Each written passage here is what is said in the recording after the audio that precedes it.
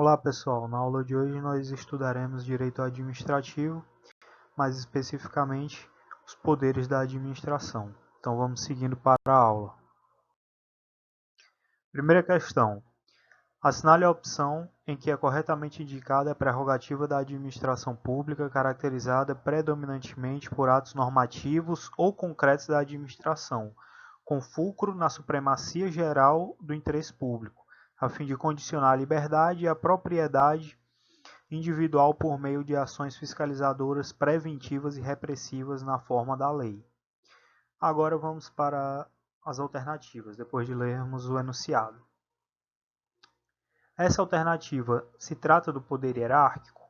Negativo, porque o poder hierárquico ele serve para fundamentar, estruturar e hierarquizar os quadros da administração pública, certo?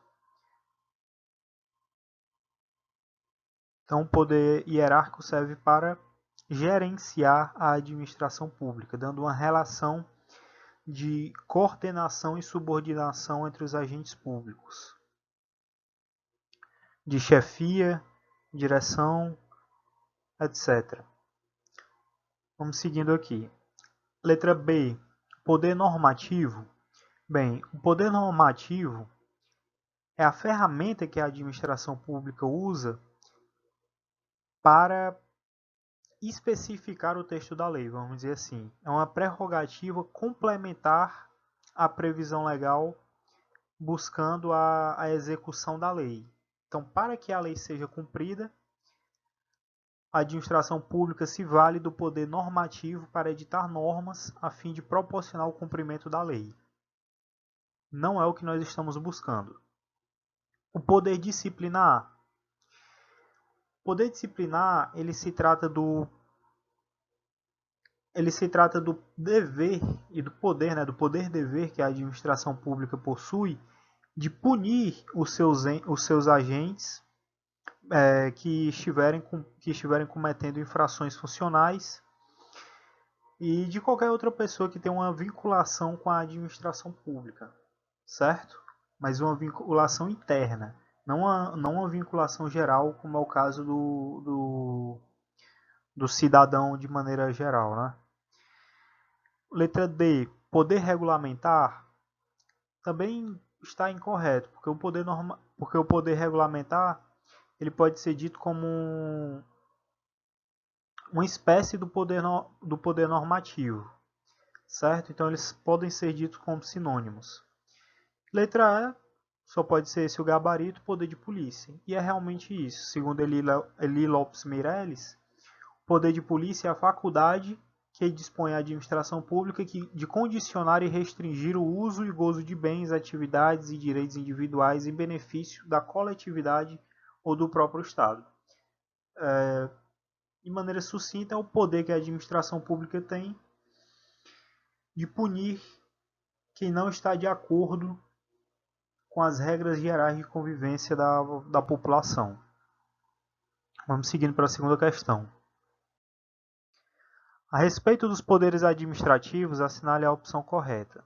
Alternativa A. A remoção de um servidor público de sua lotação originária como forma de punição é um exemplo de abuso de poder. Perfeitamente correto. Isso porque a remoção é uma ferramenta que a administração pública deve usar para organizar o serviço público e não para punir o servidor. Então, se o gestor da administração pública usa dessa ferramenta com outra finalidade, ele está cometendo um abuso de poder, mais precisamente um desvio de finalidade. Certo? Então, gabarito já a letra A, de cara. Letra B. O poder regulamentar é uma prerrogativa que a administração pública possui para completar as leis, com vistas à sua efetiva aplicação. Perfeitamente correto. Não sendo possível, contudo, a inovação jurídica, e aqui nós temos um tema de certa maneira polêmico, porque a doutrina diverge sobre essa última parte da assertiva. Parte da doutrina entende que pode sim haver uma inovação jurídica por parte do poder regulamentar ou poder normativo, né? poder regulamentar ou normativo, e citam, por exemplo, os decretos autônomos.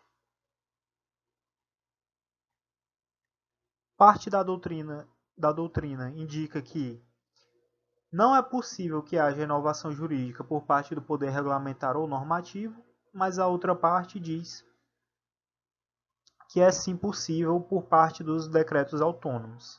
Então não é um tema pacificado pela doutrina. Essa questão até é um pouco polêmica, né, por causa disso. No entanto, o gabarito que a banca deu, letra A. Letra C. Em razão do poder hierárquico, o subordinado deve cumprir todas as ordens emanadas do seu superior. Também está uma questão completamente errada, vamos dizer assim, porque o subordinado não deve cumprir as determinações que sejam manifestamente ilegais do seu superior, o que torna essa assertiva errada. Letra D. O poder disciplinar não atinge particular que esteja ligado à administração pública com vínculo jurídico. Errado. O poder disciplinar ele serve justamente para isso. Ele atinge o particular que está ligado à administração pública por algum vínculo jurídico. E letra E. O atributo da discricionariedade não é aplicável ao poder de polícia. Também está errado, né? Visto que a discricionariedade, assim como a autoexecutoriedade e a coercibilidade, são atributos do poder de polícia, né? A discricionariedade, a autoexecutoriedade e a coercibilidade. Nós estudaremos isso numa questão futura ainda nessa aula. Seguindo. Terceira questão. Um dos atributos do poder de polícia é a autoexecutoriedade, que estabelece que a administração pública é capaz de executar suas próprias decisões desde que recorra previamente ao poder judiciário. E essa alternativa está errada, certo? Está errada, porque a autoexecutoriedade é justamente o atributo que a administração tem de possuir legitimidade para exercer o poder de polícia independentemente de autorização judicial, certo? Então,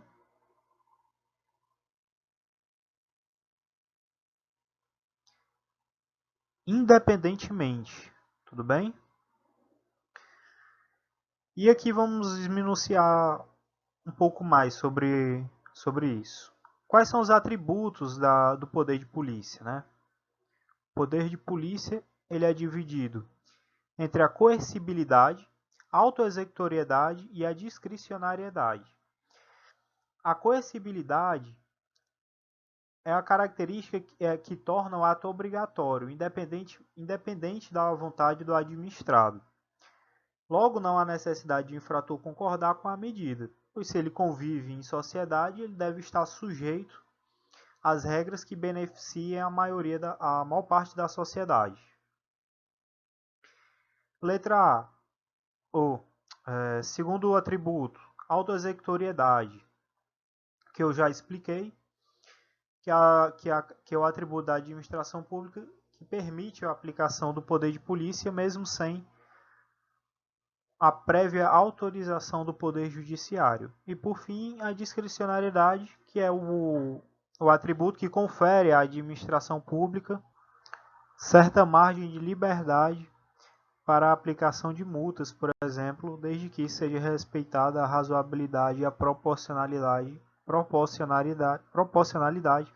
da sanção aplicada no poder de polícia. Vamos agora para a quarta questão.